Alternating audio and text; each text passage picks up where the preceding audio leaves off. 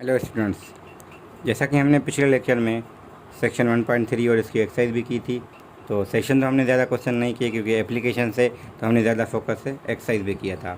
तो आज हम इसकी मिसलिनियस एक्सरसाइज कर रहे हैं चैप्टर नंबर 1 की, जो कि बहुत इंपॉर्टेंट है क्योंकि इसमें ऐसे सारे सवाल हैं जो स्टूडेंट को बहुत जिसमें इश्यूज़ हो रहे हैं। वो मुझे मैसेजेस अभी कर रहे हैं कि सर हमारा एग्ज़ाम है तो जल्दी से हमें वो वीडियोज़ आप बना के दें।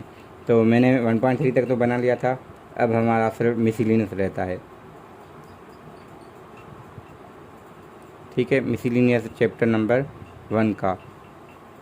और मैं इंट्रोडक्शन नहीं दे रहा कि कौन से बुक है क्या है, क्योंकि जो स्टूडेंट देखते हैं वीडियो उनको पता है न्यू एडिशनल मैथमेटिक्स की बुक से चैप्टर नंबर 1 है जिसका हम मिसलिनियस कर रहे हैं। तो इसमें जो पहले सवाल हैं क्वेश्चन नंबर 1 हुआ, 2 हुआ, तो बाकी जो भी हैं वो आप शुरू वाले कर लेंगे क्योंकि उसमें सेट बिल्डर वगैरह ये वो दिए हुए हैं। अच्छा, नोटेशन समझनी है कुछ, जैसे क्वेश्चन नंबर हमारे पास इसमें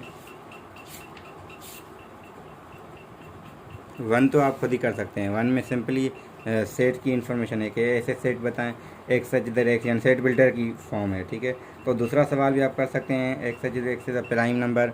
इसके अलावा आपके पास तीसरे सवाल में थोड़ी इन्फॉर्मेशन है जो मैं देना चाह रहा हूँ कि क्वेश्चन नंबर 3 में सिर्फ एक डिफरेंट चीज़ ये है कि जो सेट कह रहा है ना, 2n such that n belongs to integer. तो पहले आपके पास यूनिवर्सल सेट यानी एप्सिलॉन दिया गया है, वो भी सेट बिल्डर फॉर्म में, मगर उसकी जो मीनिंग बनेगी वो 1 2 3 अप टू 30 बनेगी क्योंकि उन्होंने ऐसे लिखा है एक 30 से कम हो, 1 या 1 से बड़ा हो, तो 1 से लेकर 30 है। तो उनमें से आपको ऐसे बताना है जो 2n हो। तो मतलब ये कि n की वैल्यू 1 रखेंगे यहाँ से तो 2 आएगा, 2 रखेंगे तो 4 आएगा, तो ऐसे सारे नंबर्स जो भी आएंगे। मगर हमें एक चीज़ पता होनी चाहिए कि जो है ना ए बी सी जो भी होते हैं वो हम इसके सबसेट्स लेते हैं। ठीक है, एक तो वो आपके पास इंटीजर्स हों वो बात सही है, मगर एक इंटीजर होने के अलावा आपके पास इनसे इसका सबसेट होना चाहिए। तो इस वजह से ये 2 4 6 8 अप टू 30 होगा। यानी मैं पहले ए पार्ट की बात कर रहा हूँ, ए पार्ट नहीं, यहाँ पे सेट दिया गया है हमें ए, तो हम उसकी बात कर रहे हैं। तो बी सिंपली 3 के मल्टीपल्स हैं, तो असल में मल्टीपल भी कहते हैं, इवन नंबर कहें या 2 के मल्टीपल्स हैं। दूसरा 3n है, फिर 6n है यानी 6 के मल्टीपल, मगर इसके अंदर रह के, यानी 6 30 हमारा मैक्सिमम नंबर 30 हो सकता है या 30 से कम हो सकता है। तो 3n के केस में भी 30 आएगा, 6n के केस में 30 आएगा, तो तीनों में 30 लाजमन आएगा। हाँ, नंबर्स थोड़े बहुत कम ज़्यादा हो सकते हैं। और क्वेश्चन नंबर जो 4 है, मैं उसकी थोड़ी डिटेलिंग, मतलब ये है कि इसकी जो डेटा मिली हुई है हमें, पहले तो एक हमारे पास वेन डायग्राम गिवन है। वेन डायग्राम में इंफॉर्मेशन 3 सेट्स हैं, 3 सेट्स हमारे पास हैं। यहाँ पे 8 दिया गया है, यहाँ y दिया गया है, यहाँ 6 दिया गया है, यहाँ x दिया गया है और 5 दिया गया है। ठीक है, तो और एक चीज़ हमें इंफॉर्मेशन है कि n ऑफ a जो कि वो बराबर है n of b complement intersection c, और दूसरा हमारे पास गिवन है n of a complement is equal to n of a union b complement. तो ये मीनिंग्स हमारे पास है।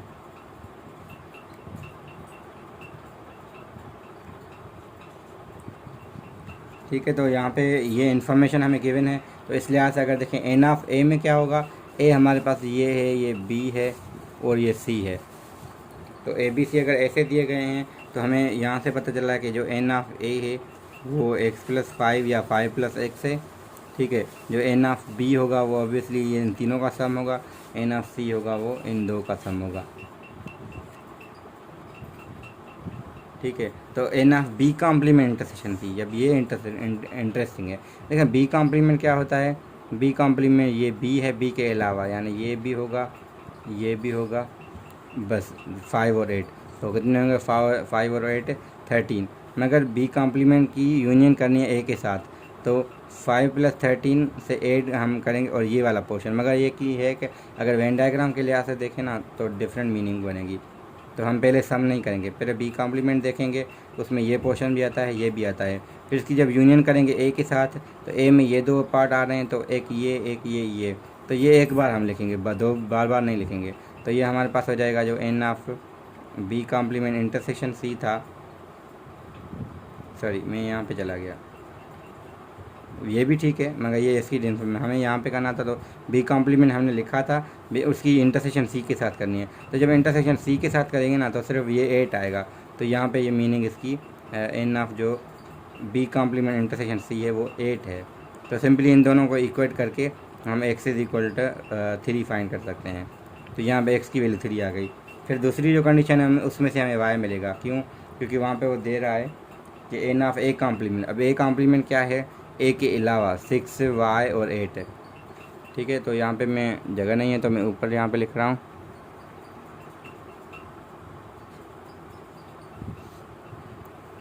तो जो कंडीशन नीचे वाली है एन ऑफ ए कॉम्प्लीमेंट, तो एन ऑफ ए कॉम्प्लीमेंट हमें वेन डायग्राम से ये शो हो रहा है कि वो 6y और 8 है। तो y प्लस 6 प्लस 8 है।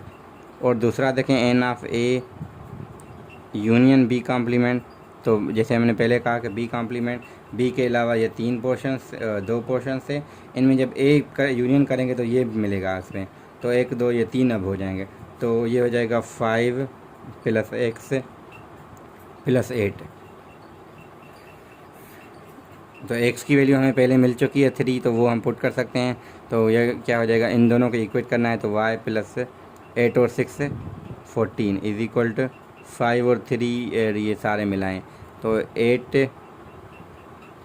और 5 13 13 और 3 ये भी बढ़ रहे हैं ना, तो 13 ये हो जाएगा। तो 13 और 3 16, अब ये हो जाएगा 16। तो y इज इक्वल हमें मिलेगा 16 माइनस 14, जो कहेगा y इज इक्वल टू 2।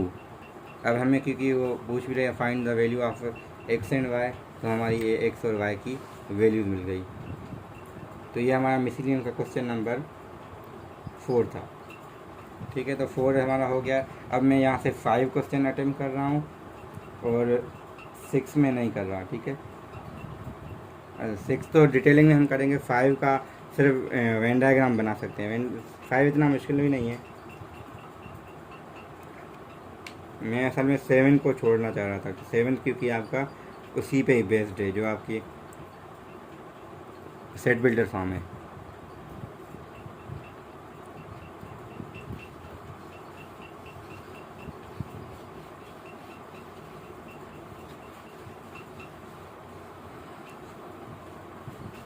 क्योंकि अगर हम ज़्यादा यहाँ पे क्वेश्चन अटेम्प्ट करेंगे तो आगे जो मुश्किल सवाल हैं वो हम कम कर पाएंगे या वीडियो हमारी बड़ी हो जाएगी।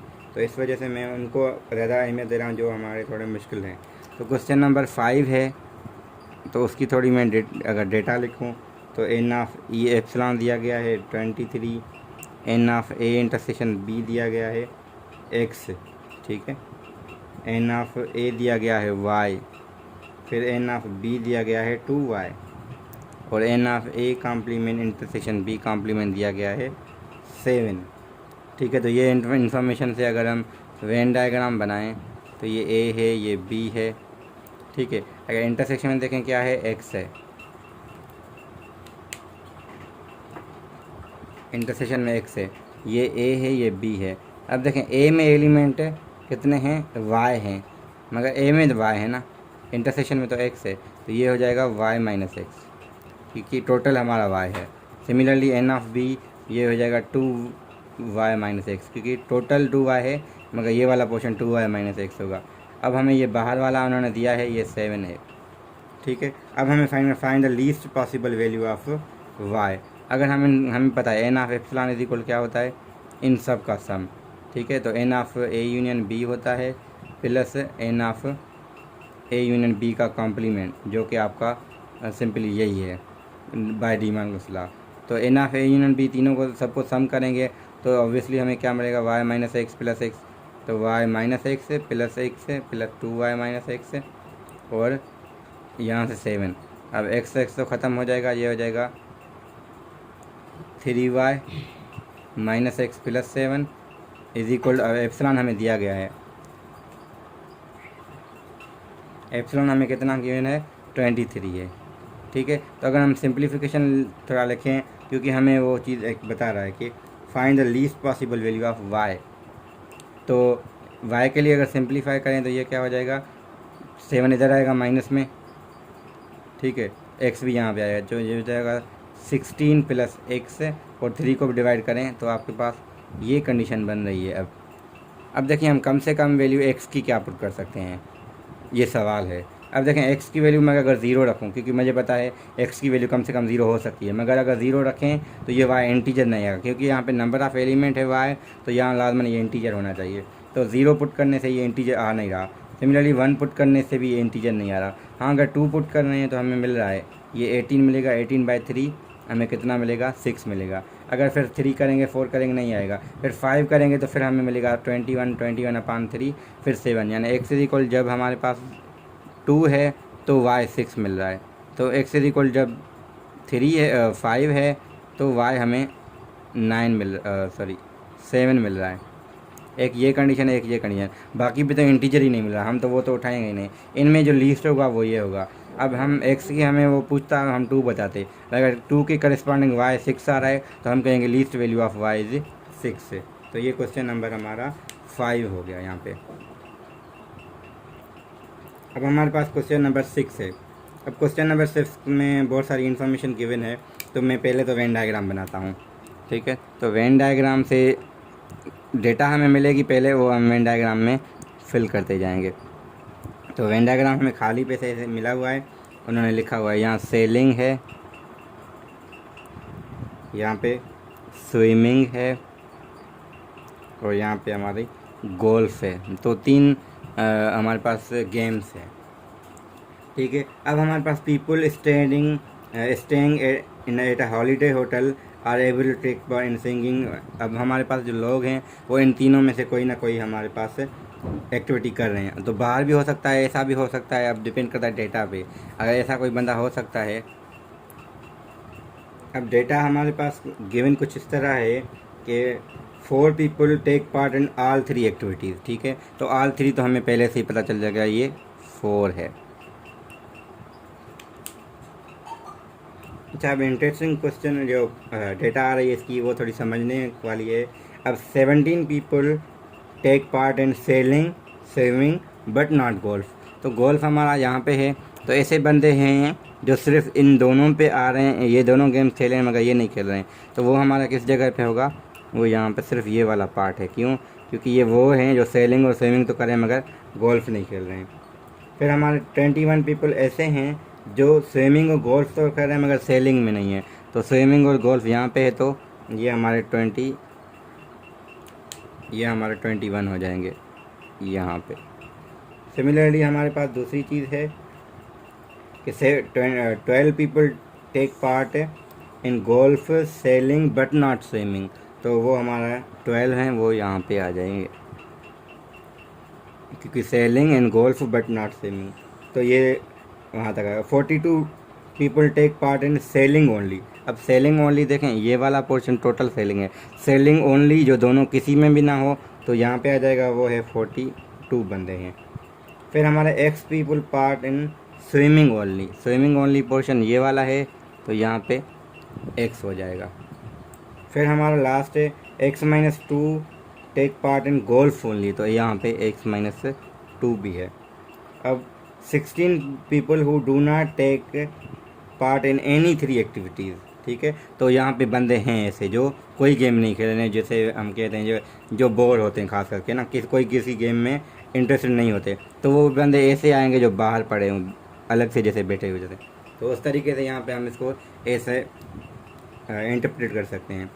तो बहुत सारे बंदे हैं, कुछ गेम्स कोई खेल रहा है, कोई खेल रहा है, कोई 2 खेल रहा है, कोई दूसरी 2 खेल रहा है, कोई तीसरी 2 खेल रहा है। कुछ ऐसे हैं सिर्फ ये खेल रहे हैं, कुछ ऐसे हैं सिर्फ वो खेल रहे हैं, कुछ वो खेल रहे हैं, कुछ ऐसे भी हैं जो कोई गेम नहीं खेल रहे, बस ऐसे ही आ गए हैं हॉलीडे पे, ठीक है। तो ये हमारी इन्फॉर्मेशन हमें कॉपी करके वेन डायग्राम बनाना है। तो हमारा पहला पार्ट तो यहीं पे डन हो गया। तो हमने तो डेटा बनानी थी, ऐसा करना था। ये हमारा पहला पार्ट ऐसे ही वेन डायग्राम के लिए था, ये जो इन्होंने कहा था, ठीक है। तो वेन डायग्राम आप चेक कर सकते हैं आप, क्योंकि इन्होंने जैसे वेन डायग्राम जिस तरीके से कहा है मैंने ऐसे ही खाली बनाया था, मैंने सिर्फ इसको फिल किया है डेटा देख के। Similarly given that 250 people are staying at hotel.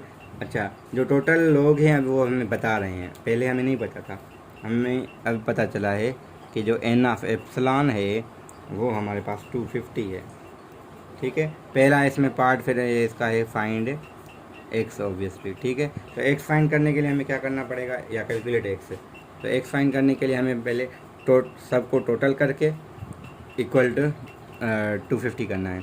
तो सिंपली है 42 plus 17 plus 12 plus 4 plus 21 plus x minus 2 plus बाहर वाले भी आएंगे, क्योंकि सारे जो होटल में, अब होटल वाले सारे आ जाएंगे, जो खेल रहे हैं नहीं खेल रहे हैं सारे आ जाएंगे, इज इक्वल टू 250। अब इन सबको ऐड करें। अब यहाँ पे मेरे से मिस्टेक हो सकती है, पिछले में मेरे से यहाँ पे मिस्टेक हुई, तो मैं थोड़ा टाइम लेके यहाँ पे कैलकुलेशन करके एक आंसर लिख रहा हूँ, ठीक है। तो मैंने जो कैलकुलेट किया है अब यहाँ पे मुझसे फिर भी मिस्टेक हो सकती है, तो मैंने जल्दी से किए हैं। जो मेरे हिसाब से आ रहा है वो 108 आ रहा है, मगर इसके अलावा मैंने किया है। तो प्लस एक्स और एक्स 2x हो जाएंगे और माइनस 2 इक्वल 250। तो x इज इक्वल, अगर मैं 2x इज इक्वल लिखूँ, अच्छा यहाँ पे एक इन्फॉर्मेशन थी x, ठीक है, x माइनस 2 था, मुझे लग रहा था कि यहाँ 2x माइनस 2 है, तो ये 2x हो जाएगा।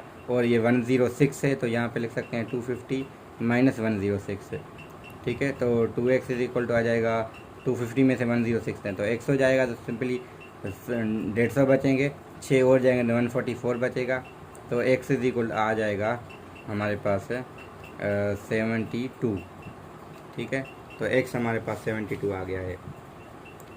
तो दूसरा पार्ट नंबर ऑफ़ पीपल, अब वो हम फाइंड कर, ठीक है। तो जो मुझे अंदाज़ा था मैंने वो मिस्टेक की होगी, तो इस वजह से मेरी मिस्टेक है, क्योंकि कैलकुलेशन मैंने यहाँ पे जल्दी से की थी। तो यहाँ पे इशू ये था कि ये जो टोटल आ रहा था वो 112 आ रहा है, ठीक है। तो 112 में से 2 जाएगा तो ऑब्वियसली ये 110 बचेगा, ठीक है। तो यहाँ पे ये हो जाएगा 140, सिमिलरली ये हो जाएगा 70। तो इस वजह से मैंने पहले अटेम्प्ट किया नहीं था।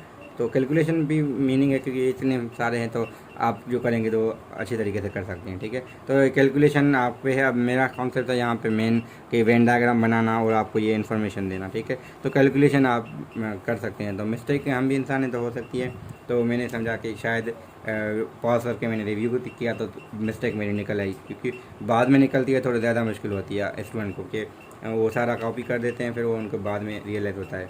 तो मैंने यहाँ पे इसकी ठीक कर दी, ठीक है। तो x की वैल्यू 70 आ गई। अब 70 हम पुट करेंगे तो b में, तो दूसरा पार्ट हमारे पास जो आएगा वो 138 आ रहा है। x की वैल्यू पुट करनी है, क्योंकि अच्छा हमें पूछ रहा है number of do not take swimming में कौन से नहीं है, तो x की वैल्यू हमें एक्चुअली में फाइंड करनी है। तो x हमने वेस्टर्न में फाइंड की है। वो अब पूछ रहा था कि the number of people who do not take part in swimming. तो स्विमिंग में जो नहीं कर रहे वो ये वाले भी होंगे, ये वाले भी होंगे, ये भी होंगे, ये भी होंगे। सिर्फ स्विमिंग का ही कॉम्प्लीमेंट है सिंपली, ठीक है। तो बाकी स्विमिंग के अलावा सबको ऐड करना है। यहाँ पे एक्स पहले नहीं था, अब हमें मिल चुका है 70, तो ये रख के आप कर सकते हैं। तो वो 138 आएगा। तो क्वेश्चन नंबर 6 यहाँ पे पूरा होता है। तो 7 में हमारे पास जो डेटा है, सर्वे है, वहाँ पे अब वेन डायग्राम ही है, तो इतना हम इसको नहीं कर रहे हैं, ठीक है। तो आप करेंगे, अगर नहीं हो रहा है तो मेरा यहाँ पे कॉन्टैक्ट नंबर गिवन है व्हाट्सएप पे, तो मुझसे आप पूछ सकते हैं। तो क्योंकि जो मेन क्वेश्चन है मैं उस पर मूव होना चाह रहा हूँ। तो क्वेश्चन नंबर 8 है, उसमें भी हमारे पास ऐसा ही कुछ वेन डायग्राम है। यहाँ पे कुछ एप्सिलॉन जो है गर्ल्स क्लास में है, फिर एस वो हैं जो सिंग कर रही हैं कोर में, ठीक है। और दूसरी गर्ल्स वो हैं जो पियानो बजा रही हैं। फिर find the smallest possible value of, तो स्मॉलेस्ट वाला कॉन्सेप्ट वही होगा।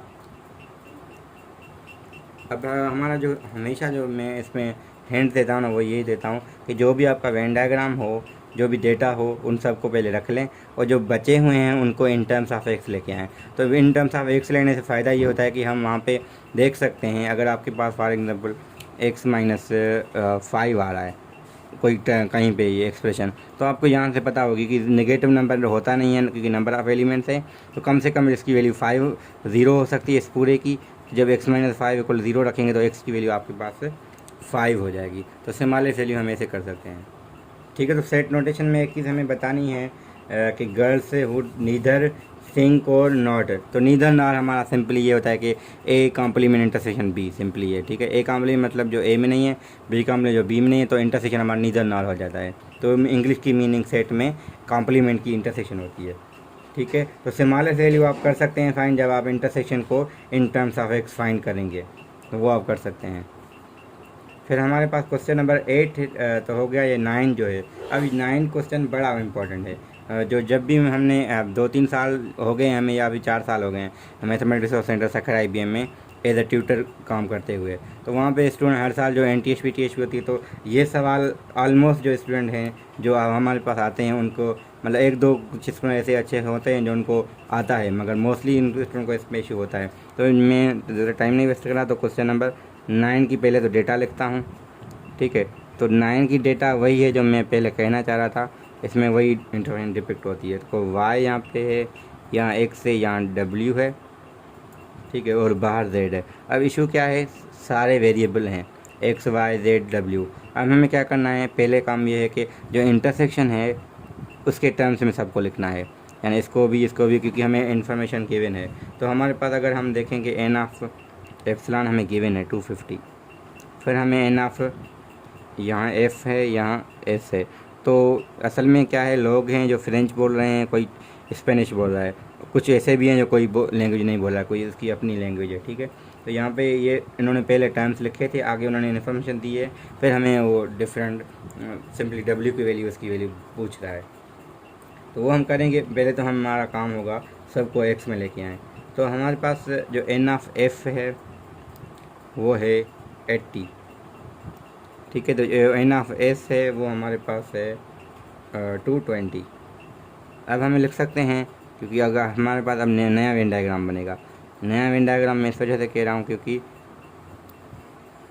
W हमें दिया गया था। अब जो W आया है असल में वो क्या है, 280 में से जब x जाएंगे, ठीक है, क्योंकि W वो पोर्शन है सिर्फ जो f में है, इंटरसेक्शन में नहीं है, इंटरसेक्शन के अलावा वाला f है। तो टोटल W प्लस x था, तो 80 हमारा टोटल है, ठीक है। टोटल में से अगर x जाएगा तो वो W की वैल्यू हो जाएगी। सिमिलरली y क्या होगा हमारा 220 माइनस x।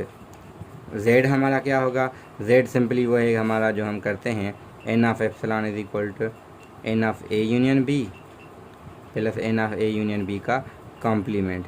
तो वो हमें z मिला हुआ है, इसको कहते हैं a plus b minus intersection. तो a की जगह आप लिख सकते हैं w, यहाँ पहले सिंपली हमें 80 मिला हुआ है, फिर 220 रखते हैं माइनस इंटरसेक्शन। तो मैंने लिखा है n of a n of b minus n of intersection plus का z इज इक्वल टू कितना है 250 है।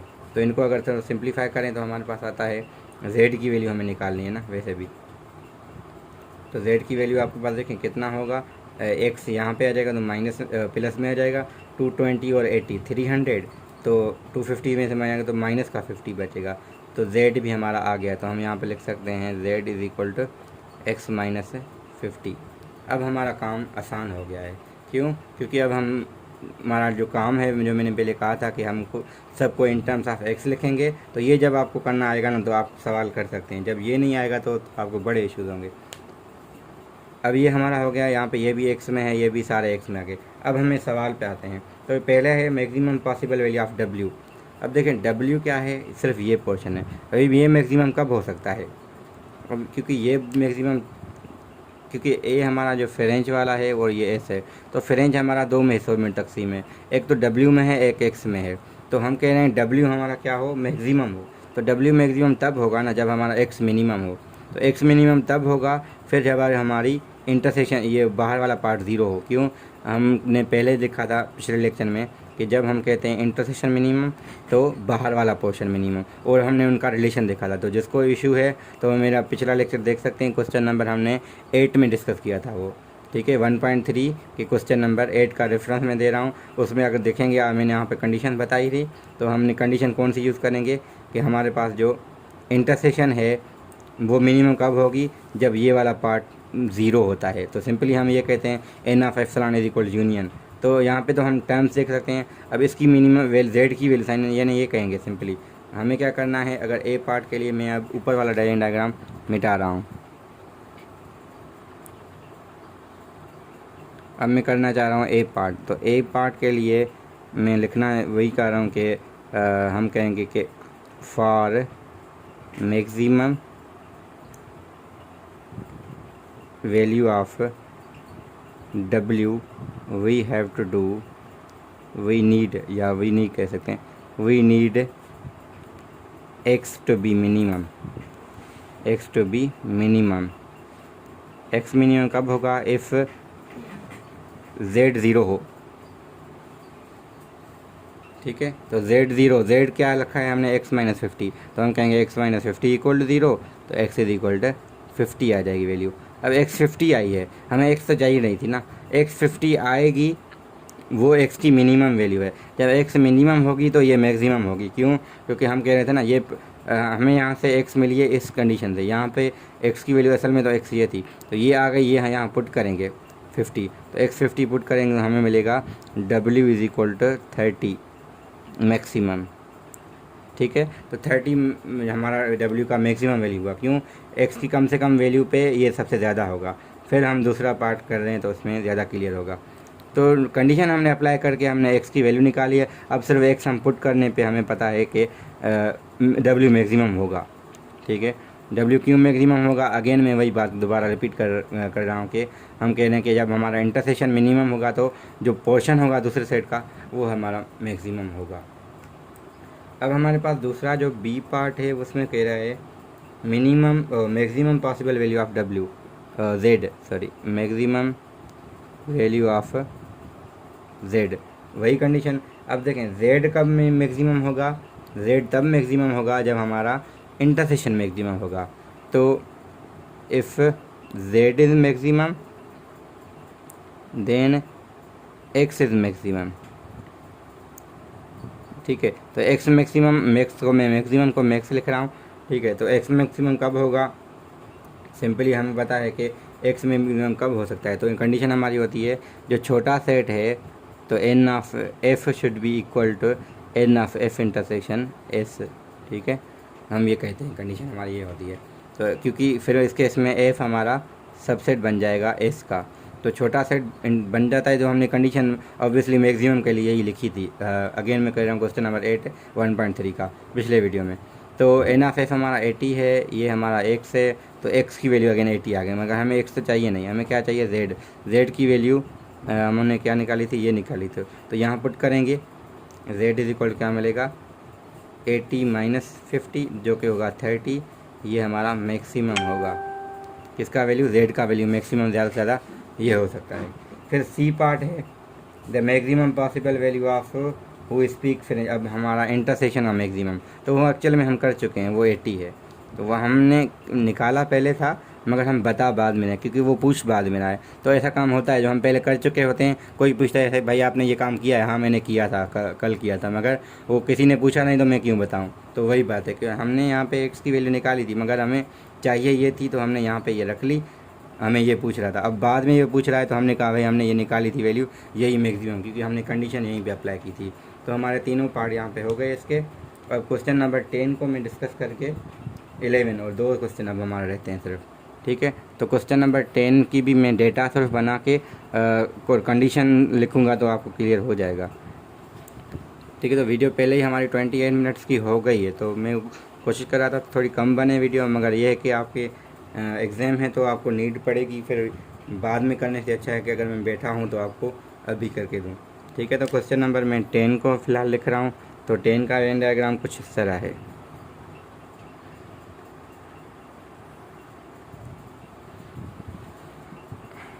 ठीक है। यहाँ 20 है, यहाँ y है, यहाँ एडिशनल मैथ है, ठीक है, लिखा हुआ उन्होंने, यहाँ सिर्फ मैथ है। फिर हमारा है इस साइड पे फिज़िक्स, ठीक है, स्पेलिंग का सॉरी। फिर हमारा यहाँ पे 85 है, यहाँ पे इन्होंने x दिया है और यहाँ वाला उन्होंने 8y दिया है, ठीक है। तो इसी पार्ट में डिस्ट्रीब्यूटेड है।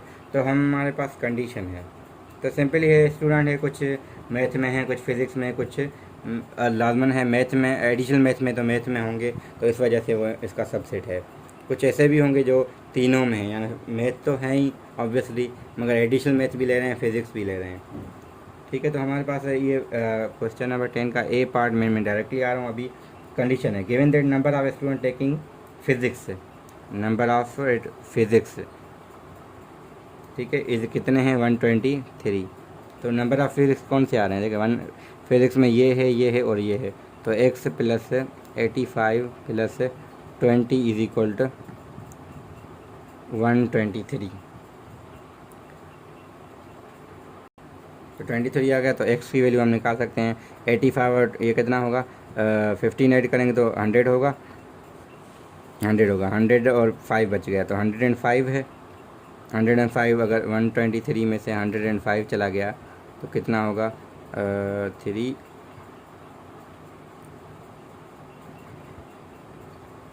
ठीक है। तो डायरेक्टली हम एक 23 में से 10 जाते तो 13 होगा, फिर अगेन 8 और जा रहे हैं तो सिंपली 18 बचेंगे मेरे ख्याल से, हाँ 18 बचेंगे। तो ये x की वैल्यू 18 आ गई, तो वो x ही पूछ रहा था। अब हमारे पास दूसरी कंडीशन वो इंटरेस्टिंग है, वही काम की है इसमें जो मैं कहना चाहता था। तो गिवन दैट 1/6 ऑफ 1/6 किसका, taking mathematics also, taking additional mathematics, ठीक है। Calculate the value of find out, वो तो ठीक है बाद में। तो 1/6 मैथमेटिक्स के, तो n ऑफ m लिखेंगे is equal to who also take, जो ये ले रहे हैं 1/6 से वही एडिशनल मैथ ले रहे हैं। मीनिंग इसकी क्या है, given that 1/6 of taking mathematics, जो मैथमेटिक्स के ले रहे हैं वही जो हैं वो एडिशनल मैथ भी ले रहे हैं, तो एडिशनल मैथ वही हैं जो हैं, ठीक है। तो 1/6 टोटल का एडिशनल मैथ वाले हैं, कितने हैं, N of additional add math कहता हूँ, ठीक है। तो एडिशनल मैथ में अगर यहाँ पे लिखे 1/6, मैथ में कितने हैं, ये सारे हैं, 85 है, 8y है और 20 है, इक्वल टू एडिशनल मैथ में कितने हैं, 20 और y है सिर्फ बस, क्योंकि यहाँ पे देखें 80 20 और y है।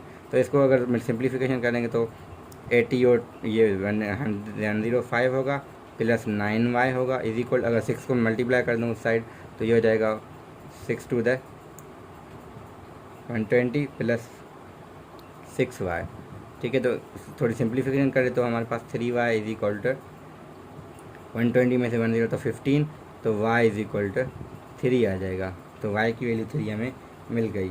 अब हमें find total number of student taking mathematics, तो सिंपली है, इसमें हमें y की वैल्यू 3 रखी है, हमें 105 प्लस 9 3 27, तो 105 एंड 27 ऐड करेंगे तो आपको मिल जाएगा। तो y का इशू था, अब मैथमेटिक्स सबको ऐड करेंगे तो y की वैल्यू रख के आपको मिल सकता है,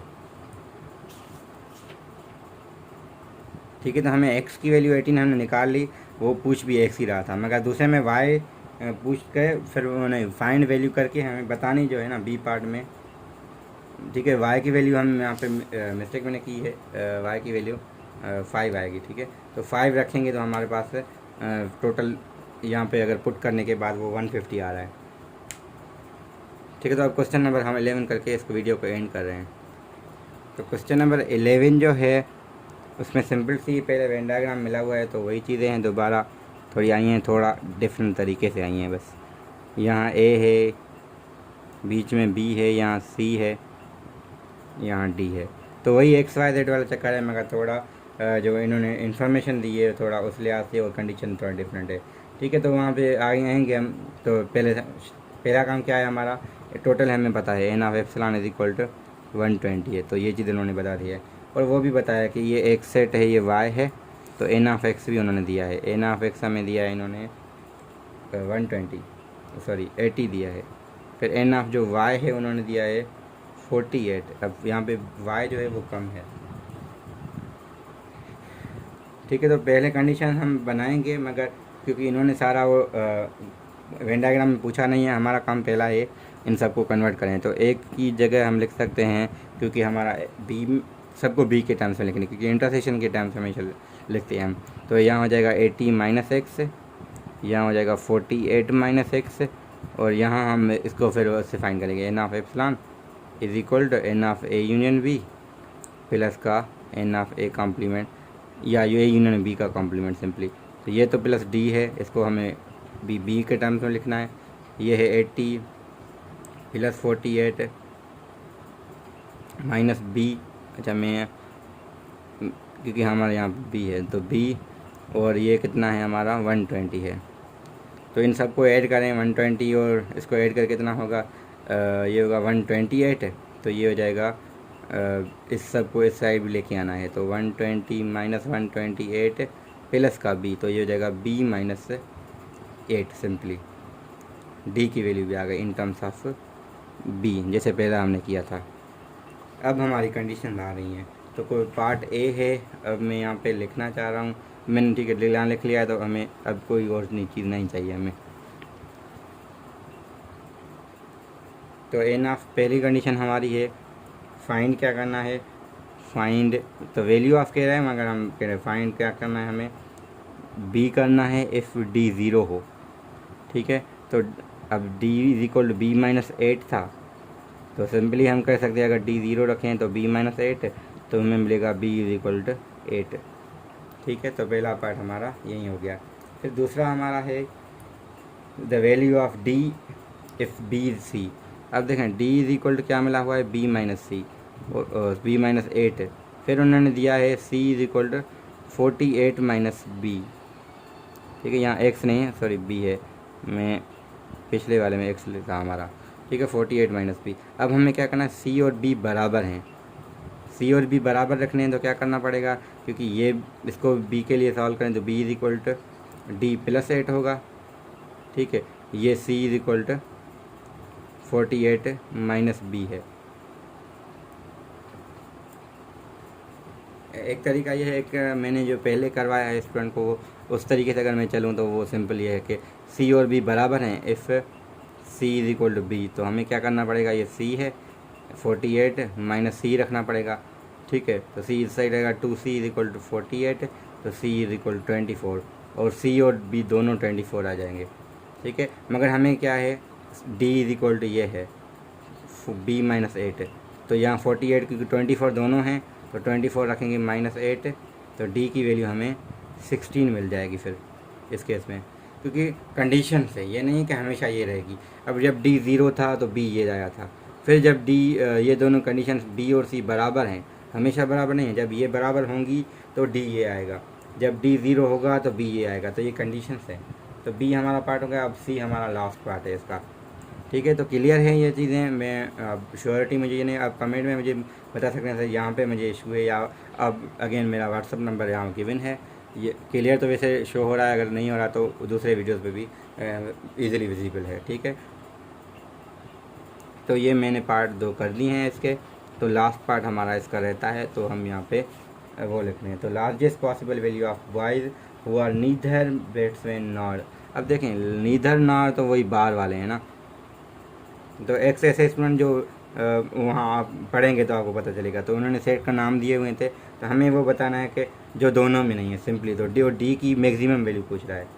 ठीक है, लार्जेस्ट पॉसिबल, तो largest possible value of D, क्योंकि वो नाम दे रहा है उसको, हमने इसको नाम डी दिया है तो हमने इसको डी कह रहे हैं। तो डी की लार्जेस्ट वैल्यू कब होगी, अगेन वही कंडीशन, डी तब लार्जेस्ट होगी जब ये लार्जेस्ट होगा। तो हम कहेंगे डी विल बी लार्ज। ठीक है, इफ़ बी इज़ लार्ज। ठीक है, लार्ज को हम अपनी इस बुक के लिहाज से हम इसको मैक्सिमम कह रहे हैं। ठीक है, तो मैक्सिमम कह रहे हैं हम, तो मैक्सिमम वाली कंडीशन वही है। जो स्मॉलर सेट है वो देखें इनमें से कौन वाई वाला है, तो हम कहेंगे Y should be subset of X, तो N of Y must be equal to N of Y intersection X. ठीक है, तो ये कंडीशन हमने अगेन वही क्वेश्चन नंबर 8 और प्रीवियस क्वेश्चन नंबर 10 में हमने यूज़ किया है। और मेन जो इसकी मैंने इन्फॉर्मेशन दी है या इसकी कंडीशन बताई है वो मैंने क्वेश्चन 8 1.3 में दिया था। तो ये हमारे पास इन्होंने बी दिया है और ये हमारा 48 है, तो बी की वैल्यू 48 आ गई, मगर हमें 48 तो चाहिए नहीं थी ना, हमें तो डी की वैल्यू चाहिए मैक्सिमम। तो इस क्योंकि डी और बी इंटर रिलेटेड है, आपस में डिपेंड कर रही हैं, तो इस बी के करस्पॉन्डिंग हमें डी मिलेगा। तो D is equal to 48 minus 8, जो कि मिल जाएगा 40। अब हमारा ये क्या इसको शो कर रहा है, ये वो स्टूडेंट है जो नीदर बैट्समैन और बॉलर, तो एक हमारा बैट्समैन वाला था, वाई बॉलर वाला था। अब ये मैक्सिमम मीन समझना ये है कि ये मैक्सिमम के लिए ये मैक्सिमम चाहिए, इस मैक्सिमम के लिए ये वाला सेट पूरा इसके अंदर हो। ठीक है, इसका सबसेट, तभी ये पार्ट 0 होके सारा यहाँ पे आएगा। तो हम कह रहे हैं 48 ज़्यादा से ज़्यादा सारे जो नंबर से यहाँ पे आ जाएँ। ठीक है। तो 48 इज इक्वल इंटरसेक्शन हम रख के सॉल्व करते हैं, N of similar set is equal N of intersection, हम इसको ऐसे पढ़ते हैं, ठीक है। तो वो कंडीशन तो डायरेक्टली बी की ये आ गई, बी हमने पुट की है तो उस क्योंकि एक्सप्रेशन हमने पहला ही काम किया था। तो हमेशा हर सवाल में अगर बुक थोड़े वैल्यूज़ चेंज भी कर रहे हैं, तो अगर एक्स वाई जेड या ज़्यादा यूज़ हो रहा है तो हमेशा पहला काम यही मैं हमेशा स्टूडेंट को कहता हूँ कि आप हमेशा जो एक इंटरसेक्शन हो या एक्स हो कहीं पे वेरिएबल ना, तो सबको एक टर्म में एक एक्सप्रेशन में लिखें। एक में लिखेंगे आपको इजी होगा फाइंड करना हर चीज़। हाँ, अगर डब्ल्यू है ए है वो आप उसी के टर्म्स में जो वो आएगी उसे वो पुट करने से डब्ल्यू की वैल्यू आपके पास आ सकती है। तो ये हमारी पहली वीडियो होगी जो इतनी 40 मिनट्स पे जा रही है, वरना हम मैक्सिमम 30 मिनट्स तक जाते हैं, ठीक है। तो ये हमारा क्वेश्चन नंबर 11 से मिसलिनियस एक्सरसाइज कंप्लीट होता है। तो मैक्सिमम क्वेश्चन मैंने इसी एक्सरसाइज से किए होंगे पिछले में मैंने इतने नहीं किए थे, और मुझे पता है ये इसके कितने क्वेश्चन मुश्किल हैं, तो इस वजह से मैंने ज़्यादा यहाँ से अटेम्प्ट करके आपके लिए किए हैं, क्योंकि आपके एग्ज़ाम आ रहे हैं, वरना मैं कितना करता नहीं हूँ, क्योंकि पिछले में मैंने इतने नहीं किए थे। तो best of luck for the exams. तो आगे कोई भी इशू हो आप व्हाट्सएप से मेरे से रब्ता कर सकते हैं। तो चैनल को लाजमी सब्सक्राइब करें और दूसरे स्टूडेंट से भी शेयर करें, जो आगे STHP में आना चाह रहे हैं उनसे पहले ही शेयर कर दें, ताकि अगर आपके पास अगर स्टूडेंट ऐसे दोस्त हैं जो पढ़ना चाह रहे हैं, तो हमने ऑनलाइन क्लासेस भी स्टार्ट की हैं। तो मैथमेटिक्स मैं पढ़ा रहा हूँ और मैडम एक हमारी हैं जो इंग्लिश पढ़ा रही हैं, ठीक है। तो वीकली क्लासेस हमारी होती हैं, 3 दिन इंग्लिश 3 दिन मैथमेटिक्स, और हमारी संडे को ऑनलाइन क्विज़ होती है। व्हाट्सएप ग्रुप में मैं लिंक सेंड करता हूँ। अब हमारा पहला वीक पूरा हो गया है, दूसरे वीक में हम आगे को टॉपिक्स कवर करेंगे। जिनको इशू है वो मेरे चैनल पे अगेन उसकी मैंने अलग से प्लेलिस्ट बनाई है, तो उनसे भले वो शेयर करें, मेरा चैनल शेयर करें, ताकि उन तक मेरी वीडियोस पहुंचे और उनको एक हेल्प मिल जाए। और मैंने वहाँ पे NTHP और STHP को अलग से डिस्क्राइब किया है, और मैंने जो कोर्स मैं पढ़ा रहा हूँ वहाँ पे मैंने उसको भी अलग से एक्सप्लेन किया है कि मैं क्या चीज़ें पढ़ाना उसमें पढ़ाऊँगा डिटेलिंग में। तो पहला तो हमारा सिंपली इंट्रोडक्शन टू एकेडमी के लिहाज से, और वो है दूसरा हमारा है जहाँ पे मैंने कोर्स को थोड़ा ब्रीफली एक्सप्लेन किया है। Thank you very much. अल्लाह हाफ़िज़।